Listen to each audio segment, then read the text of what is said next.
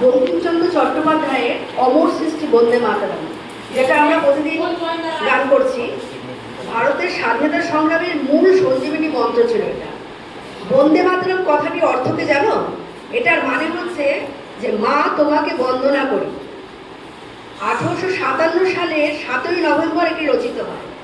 গানটি 150 বছর পূর্তি উপলক্ষে দেশ জুড়ে নানা ঐতিহাসিক ও সাংস্কৃতিক অনুষ্ঠান হচ্ছে এবং গানটির চেতনা বিপ্লবের ইতিহাস তরুণ প্রজন্ম ও শিক্ষার্থীদের মধ্যে ছড়িয়ে দেওয়ার জন্য সরকার সারা বছরব্যাপী নানা রকম উৎসবের আয়োজন করেছে, যার উদ্বোধন করেছিলেন প্রধানমন্ত্রী নরেন্দ্র মোদী 2025 সালের 7ই নভেম্বর দিল্লি ইন্দিরা গান্ধী স্টেডিয়াম থেকে। এই উপলক্ষে বিশেষ স্মারক ও ডাক টিকিটও প্রকাশ করা হয়।